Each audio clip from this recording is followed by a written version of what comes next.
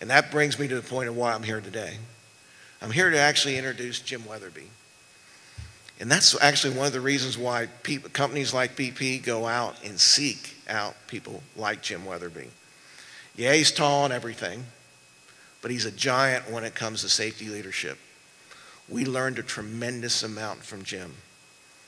Before he got to us at BP, he had a NASA gig, flew 6 times in space, commanded 5 space missions. Then he became the director of flight crew operations, where he was critical to the success of 12 missions, spanning 3 years of accident-free and airspace operations. Drawing on Jim's experience as a leader, NASA assigned him as the search director responsible for coordinating the recovery of the human remains for the Columbia crew.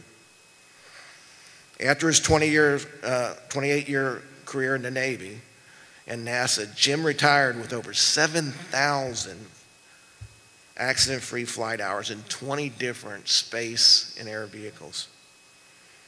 Needless to say, he can talk safety. But as you saw last night, if you stuck around, he also plays a pretty mean set of drums. We definitely miss him at BP. We learned a lot. I'm hoping you're going to gain a lot from his talk.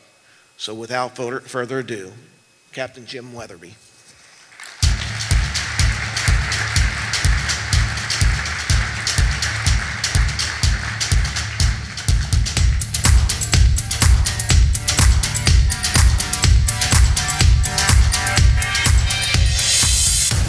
Thank you very much. Great job to the folks who have coordinated, and they were in pre-flight training for 2 years getting ready for this event, so now we're on the mission. Rick, great job. Rick's a connector, by the way. If you're one of the 10 people in the audience that doesn't know Rick, he'll get to you at the break here. I think he knows everybody here. Rick, you're saving lives. Thank you very much. Keep it up in your next role, which is a great honor for you as Director of STEPS. I feel extremely fortunate. My whole life, I've led a very privileged life. I've gotten to do the one thing I've wanted to do since I was 10 years old. I don't remember much before I was 10, but when I was 10, I decided I wanted to be an astronaut. For 35 years, I've been working in hazardous industries, and I love it. But it's not the risk that I like. I, in fact, don't like risk at all. What I love is controlling the risk, figuring out how to beat the gods of danger, physics, engineering. I realized if I wanted to fly missions and fly them well, I had to be able to predict or recognize the next accident and prevent it. You have to stay alive if you want to fly more missions. So to me, it was all coordinated with productivity, the safety thing. I learned very quickly in my career in the US Navy as a naval aviator, and so here we are for the naval aviators in the audience. Here's where you start getting a little nervous about the 135 rolling around on final for the ship. There were 3 things required for me to do my job: knowledge, skill, and attitude. Knowledge I was going to be able to get from some of the best aviators in the world, so I paid attention, I watched. Everybody is an example. Even some of the bad aviators are good examples of what not to do, good and bad leaders. I really tried to learn the tenets of operating excellence. Kenny talked about that yesterday, some of the principles. That's what I'm going to talk about today. The skills required, the Navy gave me in the simulator and in the airplane from some great instruction. It's a little bit harder than acquiring the knowledge, especially for a guy like me. I'm very slow to develop the skill. Once I get it, I think I have it. But the attitude was the most important. And I've always felt that most organizations don't do enough to teach us or to help us with the attitude required to do the job well. I was talking to John Howard, Kenny's bass player, last night. It's the same in any industry. He was talking to me about why he has been so successful in Nashville for so many years, and it's his attitude, his professional demeanor. He's a great guy to work with. He's fun to be around. He shows up on time. He studied, he prepared, he did the work, and he's ready to go. He doesn't think he's the best bass player in the world, but he's been around a long time because of the attitude he has. That's what I want to share with you today, what I've learned from some of the best in our high hazard industry and naval aviation and then at NASA. is the attitude that you have to have. This is my favorite picture for demonstrating how to recognize and predict and prevent the next accident. So this is what it might look like on a nighttime approach to the ship. It's very difficult. It's my metaphor for it's very difficult to see the next accident coming. If you think about accidents for a second, no accident in the history of the world has been predicted and prevented by the victims soon enough. Early enough. Not a very profound statement, but a pretty scary one when you're starting out in a high hazard industry trying to figure out how am I going to stay alive so I can fly all these fun, great missions and really help the organization. And it's the same at NASA. You really have to have the technical knowledge, which I learned from the world's experts who designed the system. I found you can't find everything in books, but so many people are willing to share their knowledge. I just would go and knock on the door of somebody who designed the entry display system, and he sat me down for 4 hours and explained to me how to fly entry on the space shuttle, an engineer who designed the system. People love sharing their experience with you, so do that. You know, use the best people in your industry and just go say, hey, can I have some help here? What I was really interested, though, is all the way through my career is what's going on in between your ears. What are the operators thinking about when they're facing the hazards? What are the managers, what are the executives thinking about? What's going on in between their ears? What's the attitude that they have? I've been cautioned by behavioral scientists and people with really high credentials that are really good, smart people when they say, oh, you really can't assess the attitude of somebody or what they're thinking about. You can only observe the behaviors. Well, I can infer the attitude and the thought processes by talking to them. And so I'm going to get into some practical things that we did at NASA to make sure that people were ready to fly these missions that were so complicated. I began to realize especially when I became a manager, just a couple of word slides, and then we'll get into some fun pictures to illustrate what I'm trying to talk about. I began to realize that managers think about risk differently than the frontline workforce. It's not a bad thing, both are good, and you need to think about it in both ways. But the managers tend to think of risk as we know, the likelihood times the consequence. It's a calculation. And then what you do, typically I use red for the bad stuff, green for the good in the slides. What you want to do is reduce the risk. We have standards and processes that the organization gives us. But the operators who are out there facing the hazards, they don't look at risk. The danger that they see is not a calculation, it's a condition. I was happy to hear yesterday we were talking about this, the hazards that are out there, and it's a continuous thing. The risk, maybe you calculate it once, and I don't mean to shortchange the process. The risk management process on the left side of the screen is very important. But once you calculate that risk and you put the controls in, now it's a battle of continually monitoring the controls that you have in place. But you can, if you're a manager or a test pilot, as I was earlier in my career, you can change the system. You can recommend a change to really reduce the risk and improve it. You can change the mission. You can't as a frontline operator. You're stuck with the hardware you're given, the airplane you're given. Kenny was stuck with the mission he had, could not change the mission. In fact, his mission got worse over time, and he had to adapt, he and his team.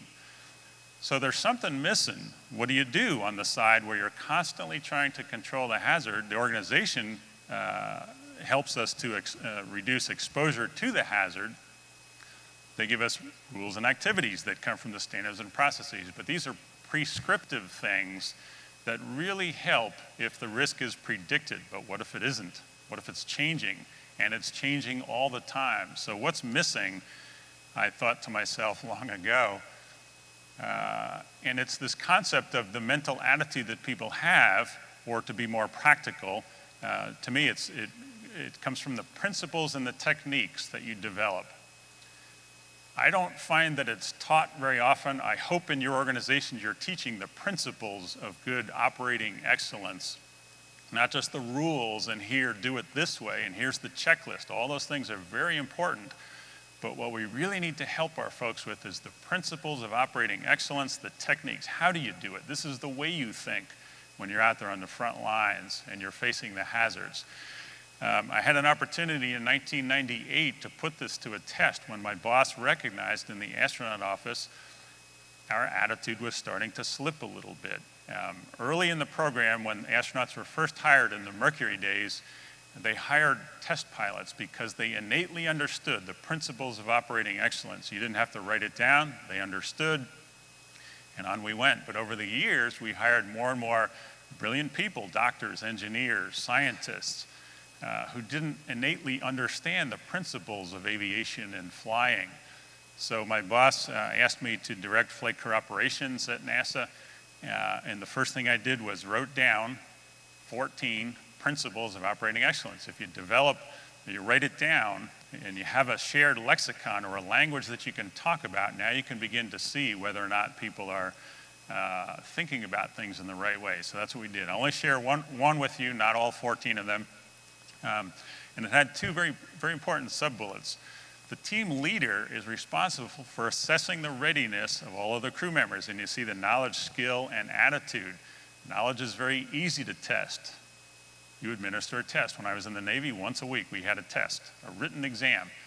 Skill's a little bit more difficult to test, but it can be done. You can assess the readiness, particularly in the simulators in the space program. You can really get an understanding. Can the person demonstrate the knowledge through practical application and really perform on the mission? Attitude, very difficult to assess, but the most important.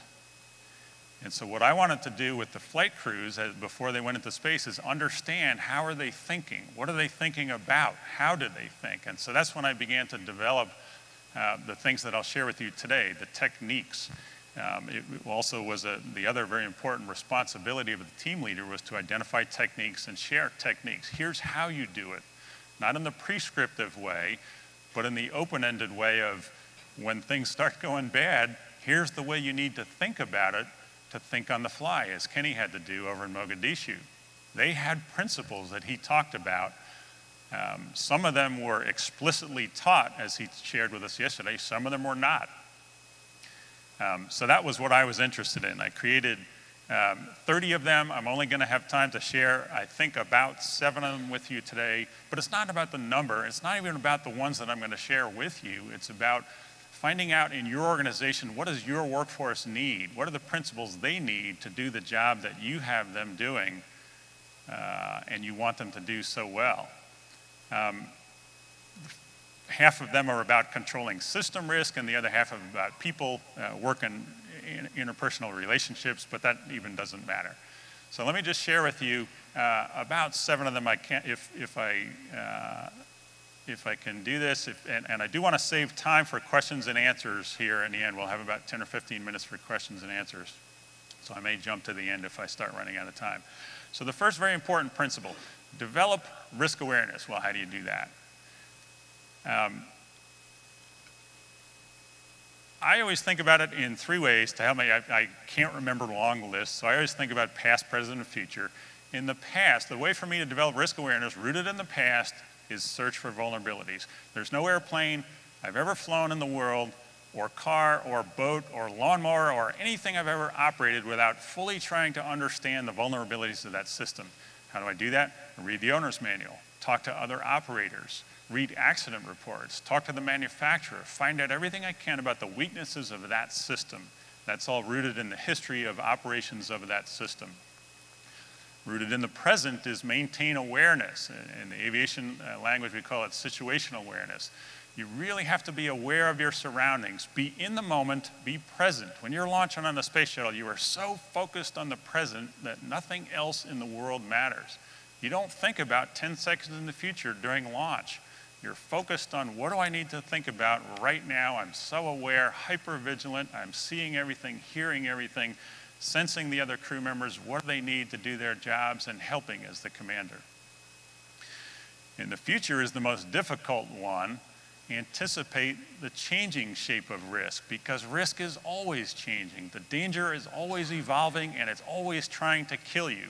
As I'm driving here yesterday, I love the talk yesterday about distractions, a little more about that coming.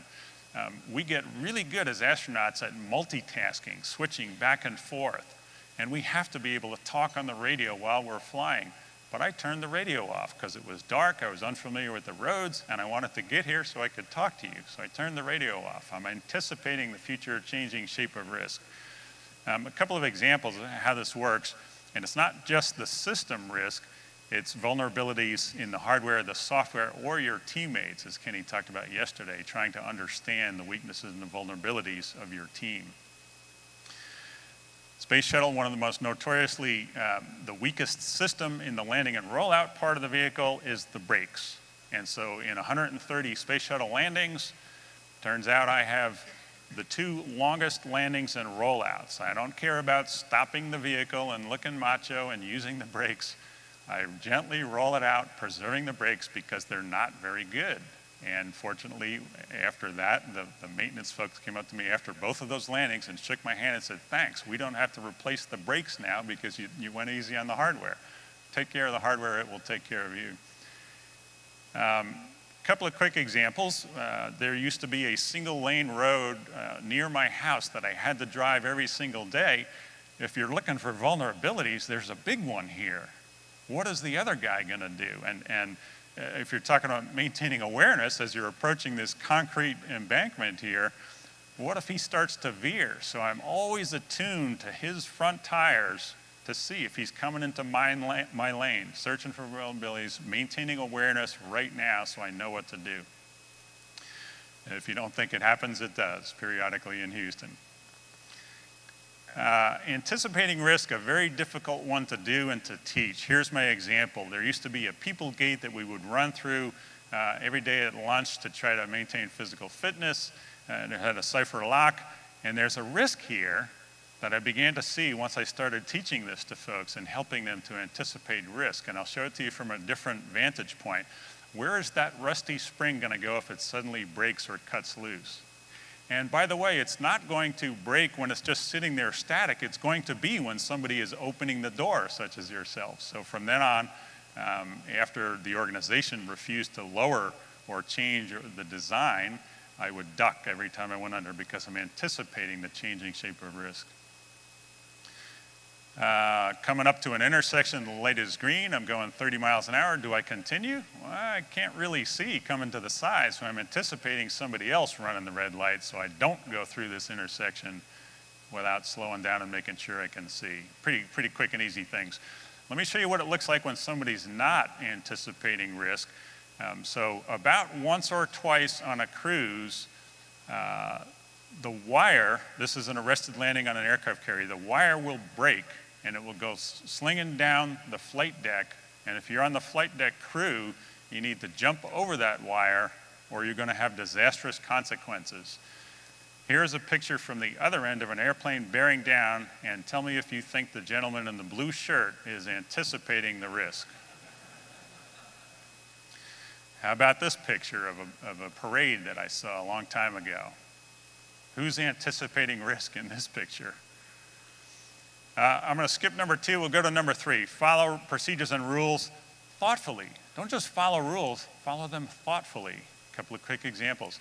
Safety rules are, by nature of safety rules, the most tempting to violate. We can talk about that later if you want. Here's a picture of somebody violating the rule. I mean, it's a simple thing. Sometimes the rules are very specific. They're specific for a reason. Sometimes the rules are conflicting or confusing or wrong. So you can't just follow them blindly. We used to say in the space shuttle, the only 2 ways to get into trouble are to not use the procedures or to use the procedures blindly, because they may have errors in them. So you really have to think about the procedures. I won't go into the steps of what you have to do, but you really have to predict the consequences of every step and verify that the step actually worked before you go on to the next. This could be a whole nother topic. Here are the procedures, the checklist for using the toilet in space. Very important to follow procedures because you're venting to vacuum. You have space right next to your body. You don't want to misconfigure a valve. Here's the 13-step checklist for opening a door in space. You do not want to make a mistake in space. The hazard is in your face. It's the same thing in any other industry, but we tend to not think of the hazards being in our face in other industries. We tend to get complacent. And by the way, there are people in the aviation industry that are complacent too, and there's ways to handle that, which we can talk about later. Do you think rules are always conservative? When I first started out, the pilots were constantly complaining that the rules are too conservative. I don't need to do that. It's way too conservative. Here's a quick example. We used to fly A7, light attack, low, high-speed ingress to a target, flying at 450 knots, 200 feet over the deck.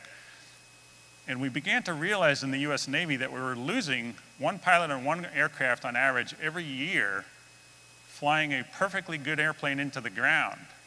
We began to realize through further analysis that the navigational computer didn't have enough memory storage capacity. So if your low-level route had 13 checkpoints and you only had space for 10, when you passed the first checkpoint, you loaded up checkpoint number 11, and it required going heads down in the picture in the lower right to type in 15 digits of latitude and longitude into the navigational computer next to your leg. And pilots did it right after they passed the checkpoint, so they're in a turn going to the next checkpoint, notoriously prone to vertigo and not having the situational awareness and flying into the ground. So the Navy came out with a rule. They said you are no longer allowed to type into the navigational computer unless your wings are level. Couldn't do it in an angled bank anymore. And I thought to myself, that kind of misses the point. What if I'm on a low level like this? Doesn't matter if my wings are level or not. It's a matter of the time that I spend not looking out the cockpit. So my personal rule was never type more than 3 button pushes or more than 2 seconds without verifying that I'm still going. It took me a long time to type, but I was going to stay alive. I'll jump to number 5, identify trigger. It's another powerful one that saved me on multiple occasions. Here's the story. I was training my crew to get ready to launch on my final mission, and the crew before us had come back. They were giving the debrief to us, and they had made an honest mistake, a small mistake, and it almost cost disastrous consequences. They were operating the crane, and the crane has joints, just like your arm, a wrist joint, an elbow joint, and a shoulder joint. And as they were meticulously, very carefully maneuvering the wrist to get it into position, they didn't realize that the elbow was moving very fast and was getting very close to some fragile structure on the space shuttle. Had they caused a leak in the Freon coolant loop system, it requires a 24-hour emergency deorbit. You must get this vehicle on the ground because you risk losing cooling and you're dead within 24 hours. Small mistake. The ground fortunately caught it and said, hey, watch out for the elbow, and they were 3 inches away and stopped. So in the debrief, I very intently was listening, okay, how do I handle this? And they said, you know, God bless them for telling us, admitting to making the mistake, but they looked at us and they said, the only thing we can think is you got to concentrate 125% of the time. And I thought to myself, well, I can't even concentrate 100% of the time. I don't even know what that means, 125% of the time. I can't concentrate that much. How am I going to help my crew stay alive from making honest, small little mistakes? And I spent a lot of time awake that night, couldn't sleep. It finally occurred to me about 4 in the morning, you don't really have to concentrate 100% of the time, but you do have to concentrate when it matters, when you're about to do something critical or important. That's what I call a trigger step. A couple of quick examples to illustrate it. On the launch pad, the pilot starts the hydraulic system 5 minutes before launch. There are 24 switches to turn on 3 auxiliary power units, spinning up at 80,000 RPM with hydrazine going down there. And if you misconfigure any of the first 21 switches, nothing happens until you put power to the system. And so those last 3 switches, if you had a latent error that you've introduced in the system, that's when the back end of the vehicle blows up, and it's a little embarrassing. So before you move those 3 trigger switches, we call them, pay attention, make sure, and there's other techniques to verify that you've done the first 21 correctly so that you haven't set yourself up for a problem. So concentrate when it matters. Most of the time there's no risk. I'm walking around on the stage, very little risk. To use Kenny as an example, a good example, yeah, he's very animated, and he was talking yesterday, and you saw him, to illustrate a point, walking backwards. Now I'm approaching a trigger step. There's a shift change or a shift handover. I'm starting hydraulics. I'm getting to the edge of a platform. This is a trigger step. I really have to pay attention. I noticed when he was doing that, he did look down. You get very attuned to the flight deck folks on an aircraft carrier. Are they seeing all the hazards around them? So you're able to assess the attitude that people have about safety. And he did see it, so I breathed a sigh of relief because he wasn't falling over the edge. But the other point is, most of the time, there's no hazard to us. Be able to understand when you're approaching a trigger step. Classic example in the drilling industry is the variable bore ram. Not really that big of a deal when you're testing the blowout preventer. But if you mistakenly hit the blind shear ram, now you're cutting the pipe and it's down the hole and it's big and expensive and it's dangerous and you're adding risk. So you really want to be careful when you're anywhere near the control panel. Here's my daughter. She did a year and a half over in Baghdad during the war. Down at Fort Benning, they had this great system of training. Rather than kicking, she was in psychological operations. By the way, my wife and I pity the enemy. She worked on us for 19 years, and then we turned her loose on the bad guys. They don't just kick them out of an airplane. The first time they hoist them on the top of this tall 250-foot tower, and they make sure they've done all the proper procedures. The knees are together, knees slightly bent. They check the harness and the rig and everything. Everything's good, and they give the signal that they're ready to go, and the sergeant down on the ground releases them. So here's two students. They're getting ready. And I was out at Fort Benning. Does another good thing. They allow the parents to come and watch, what I thought was pretty cool. So I'm out in the parking lot about 100 yards away, and I see this. And of course, any of you who are aviation or refinery are noticing the hazard right here. And I'll magnify the portion of the picture where you see the windsock. And so I grabbed my camera real quick and I said, I wonder what's going to happen with it. And sure enough, they released the guy in the center of the picture, and he flew right into the tower. And so now he's hanging. I could hear him 100 yards away screaming. He was really scared, kicking his legs. And I'm thinking, dude, stop kicking. You're going to rip the silk parachute and plummet to your death. They very quickly rescued him. This phenomenal system where the other students man this rope continuously, and the sergeant gets in the center, and through some magic, the class just runs away, and this guy gets hoisted up. Within 10 seconds, he's up there to rescue this guy and secure him so he doesn't fall. But I'm thinking to myself, well, wait a minute, if you've thought about this enough to have good rescue procedures, why don't we teach the sergeant to think about, this is a trigger step, here's my final checks, I make sure the wind is going in the right direction before I pull the trigger. There's other things you do. It's not just a matter of identifying the trigger step, but do something before you pull the trigger, make sure the configuration is the way you intended, predict what's going to happen. The time to think about what am I going to do if I open this valve and I see a lot of fuel coming out that I wasn't expecting is not after you've opened the valve, it's before you open the valve. So that's the value of identifying trigger steps. Performing verification. 3 kinds of verification you can do. There's simple, there's redundant, and the most powerful, dissimilar. Quick examples. Checking that you have PPE on is a simple verification. Here's a picture my wife took up near Penn State. Just check you have the seatbelt on. Redundant verification. On the space shuttle, where it's critical, we never do anything alone. We always have a 2-person system, so you're redundantly verifying that an error is not about to be made. Dissimilar verification, the most powerful. In an airplane, you do not want to rely on the fuel quantity gauge because it may get stuck. And then you run out of fuel and you have no options other than to glide it in and land somewhere on a street or in a field. So we use the fuel flow gauge, a dissimilar method of verification, and we integrate fuel flow over time. I speculate, can't say for sure, but I speculate we might have been able to avoid the Texas City disaster.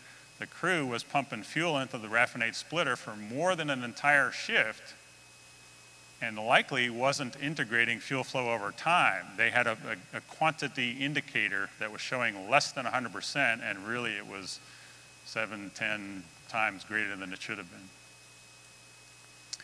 been. Develop error wisdom. I think I'm gonna, let's see, I got 15 minutes, I can do a couple more, I hope. Develop error wisdom. What does this mean? Analyze your own errors, embrace it, blah, blah, blah. Here's an example. I know you can't read this, but in preparation for my final mission, I decided to keep track of the errors that I was making in the simulator. I logged them by date for 6 months. Huge opportunities. By the way, I've made more mistakes in space than anyone, I think, because I have more time in space as a commander than anyone. What you want to do is keep the consequences low on the mistakes that you make. So I logged them by time, by the system, the particulars of the mistake, and the criticality, which was the thing that I created. Criticality 1 meant I made a mistake that killed the crew and lost the vehicle. 2 was I saved the crew, but we lost the vehicle. 3 was saved the crew and the vehicle, but didn't complete the primary mission. And 4 was we didn't complete a secondary mission. If you sort by time, I could see as I get close to the mission whether or not I was reducing the number of mistakes I was making. I was happy to report that I was, and so the training was really good, and I was happy. But when I sorted by criticality, I began to notice that I was making mistakes that was killing the crew in the simulator in a system that I didn't realize I was weak in. It wasn't engines exploding. It was typing benign numbers into the computer erroneously, and then 20 minutes later during re-entry, the wing burns off because I'm on the wrong trajectory. So I had to go back and think to myself, I really am making more mistakes than I realized. And by the way, the ground crew and the instructors didn't know that either, because often I would think about making a mistake, but somebody else would say something, but I would still log it as if they hadn't said that, I would have made that mistake. And I began to realize that I was weaker in the system than I thought I was pretty good in. So make sure your folks are doing an analysis of errors. NASA, in conjunction with the airlines, did a line operations safety audit back in 2000, and they recognized that 4 out of every flights, a mistake is made by the pilots. I hate to worry you. Now, often, or almost all of the time, the consequences are nil. So that's the good news. But mistakes are made all the time by your workforce. Do the analysis to help them. I'm going to skip the one about error mitigation techniques, other than real quickly showing some pictures. There's 3 ways to do it. So here's a picture of my wife going into shoulder surgery, and now these days in the medical community, they put a big yes so that they operate on the correct limb and not the wrong limb. They used to, when they first realized they were making mistakes, they used to put a big X. And the doctors were still, does X mean I operate here or don't operate here? So they started putting yes on the limb. Prevent incipient errors before they occur. Same thing as a 2-person rule. Make sure you have somebody that's helping you to prevent the error. Mitigate the consequence of errors. Backup hard drive. That's my favorite example of something simple you can do. I make mistakes all the time on the computer, but I back things up so I can minimize the consequences of the errors I make. The other picture is during the human remains recovery. I learned a lot from the FBI. Their meticulous record keeping helped us to analyze and reconstruct errors that were being made in the field when they reported GPS coordinates of locations erroneously. Because the FBI had such good records, we could reconstruct an error must have been made here. Here's what we think the real answer is, and it really helped us in the search. Just 2 left. Balance confidence with humility. I have always thought, never blame others, be courteous. You get more when you do that. The ground crews that were training us for my final mission loved my crew because I had a rule. We were not allowed to blame our mistakes on them. I know that sounds simple, but other crews didn't do that. And so they wouldn't get as much of good, high-quality training as we got. It's really amazing. But the other point I wanted to make is, since I was very young, I've always been supremely confident that I could do just about anything. So I thought I was the best astronaut. But simultaneously, I also thought I was the worst astronaut. And I couldn't figure this out for many, many years. How could I be so confident on one side and lack so much confidence on the other? I finally reconciled it one day when I was sitting on the launch pad for the first time I commanded a mission, so my second flight. We had a weather delay, and I was sitting there thinking, well, first of all, I felt confident because I had 200,000 people around the world in America, helping us launch into space. And so that gave me a huge amount of confidence. But I suddenly realized I'm confident because I know I'm trained and I'm capable of doing the job. but I had that healthy self-doubt that's telling me, well, you better make sure you're doing the job correctly. So as I reached up to move a switch, is this the right switch? So you do want to have that healthy self-doubt. Be confident, yes, but always recognize that you can make mistakes, you can do the wrong thing at the wrong time, and that's worse than death to an aviator or a pilot, is making a mistake. And so you really want to make sure that you're thinking about things correctly. Have that humility. I'd like to see a lot of humility in executives and all the way down to the frontline workforce, to have that humility to say, yeah, we're really good, but we're going to make sure we're doing it right. Recognize divergence. It's a really difficult thing to do. We talked about driving distractions. How to recognize when something is starting to diverge is the most difficult, because that's when things are diverging and that's when it draws your attention away. Here's a quick example. I have a friend who did drive away in a hurry one time and left the gas nozzle inserted in the gas tank. The time that you are rushed is the time that you're going to forget it. Abseilers are the best in the world that I've seen, the supervisors, at recognizing the readiness of their crews to climb up in the harness 200 feet above the ocean. And if they're not ready, if they're distracted for any reason, these supervisors recognize that and they don't let them climb today. And that's okay. Let's do some administrative stuff today. You know, maybe you have issues at home or something else going on in your life. So make sure you're assessing your crew's ability to recognize divergence in a situation. I just want to close with two final thoughts, and then we have a couple of minutes for questions. If you look at leaders who are successful in high hazard industries, they do two things really well. You can learn from all leaders in any industry, but particularly in a high hazard industry, leaders do two things really well. Number one, they're intensely committed to the mission and the people contributing to that mission. So we heard that this morning. You really have to care about the people. It's because they're helping you and they're helping the big cause of what are we doing this for? Why are we as humans doing this activity or this endeavor? Intensely committed to the mission and the people contributing to that mission. But the second thing leaders do really well is they learn very quickly. They're attuned not to themselves, they're attuned to the external hazards. What's going on? What's my team facing? I learn right away, I see the hazard, I put the fix in, I share it with other teams so that they can learn, because we're in this together. We're trying to prevent the next accident. So these kinds of attitudes, I hope, will help you in your organizations. Don't just do what I say, but develop your own. I got 7 minutes and 22 seconds for some questions, which I'd love to talk about what's on your mind, and you can ask anything, and I'll try to answer it. It can be about space, it can be about leadership. I've seen over 35 years, I'm gonna just keep talking until somebody comes up to them. I should have given the instructions. There are mics here that you have to come up to ask the question. I've seen in organizations 10 common conditions that exist before big, huge, giant industrial size accidents. It's always the same stuff going on. So if you can recognize what's going on in accidents, and it'll help you try to prevent them. Here comes, I hope, our first question. Thank you very much. Hi, Captain Wetherbee. Okay.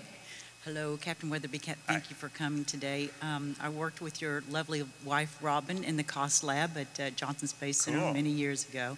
So it's really good to see you again, and please give her my well wishes. Thank you. She's here, by the way. Oh, Robin. She keeps me honest. I am curious to what you found to be the most translatable information from your experience at NASA to the oil and gas industry. What was like the top thing that was relevant and translatable right away and was a no-brainer? Yeah. So when I first joined oil and gas industry, I worked for 7 years in the company. Many folks would say, well, this is greatly different, isn't it? And I kept thinking, no, it isn't. It's identical. It's the same thing. It's the same hazards you're facing. It's managers trying to manage risk, trying to do it correctly. It's the same hydrocarbons that we're working with, trying to transport the products or use the products. the same kind of risk. But it was even the mundane things like crew handover or shift work up in Alaska, where somebody would come in at 2 in the afternoon, middle of the day, into the bunk area, and they'd slam the door, forgetting that there's a night shift who's sleeping now. You know, so that lack of consideration is the same thing we see up on the space station that we have to train. So it's even the mundane things. Almost everything in the industry was identical. The same kind of thought processes, the same kind of trying to manage risk. People would often look at me and they'd say, the big joke was, if I was in the meeting, they'd say, oh, this isn't rocket science, and they'd all look to me to see a reaction. And I kept thinking, well, you know, rocket science isn't even rocket science. It's about people understanding their role, doing their job, as Kenny mentioned so well yesterday, everybody doing their part, somebody making sure everybody's doing their part, doing the assess, you know, on and on. And I'll keep going and rambling unless somebody comes up and asks the next question. But I thought the two industries were identical. Oil and gas industry, unfortunately, is a little bit behind in the risk management and control, you know, that kind of stuff. But we're getting there, and I applaud your efforts. I'm greatly encouraged to see so many people in this room who are interested in safety and risk, and all in service of the mission, by the way, because we're trying to deliver energy to the world. Yes, sir. Good morning. Your leadership quality is tremendously evident, obviously. I wondered if there might be a top 3 elements that you might consider absolutely critical to developing the strongest leadership qualities very quickly as we're faced with in our industry.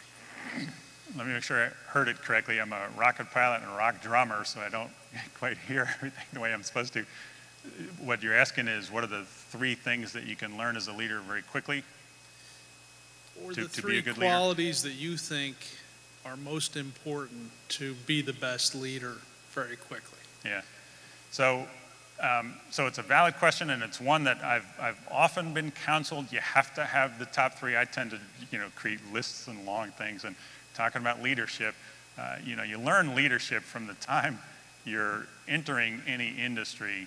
And there are so many things about leadership. I would say the top 2, I'll refer to what I've already mentioned, is the commitment to the mission and the people, and learn very quickly. You've got to learn to be able to share it with folks. I just want to share one quick story. It doesn't really address the point, but it touches on something Kenny talked about yesterday. When I walked up to 7 hours after the Columbia exploded, and I walked up to the lead person in Lufkin, Texas, to report to them, I was coming from the crew office, and I said, I'm here from the crew office, how can I help? And the guy looked at me, I think he was from the FBI, he looked at me and he said, what's your plan? And I thought he didn't understand me, and I said, no, I'm here to help. How can I help? I'm from the crew office. And he said, what's your plan? He probably thought I was some kind of an idiot.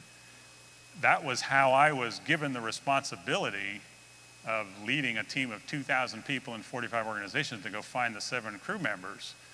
They just said, what's your plan? So you have to have been learning your whole career. Fortunately, I had some really good leaders. I watched the leaders after the first Challenger accident, ones who did it well, ones who didn't do it well. I watched other organizational accidents in the US Navy.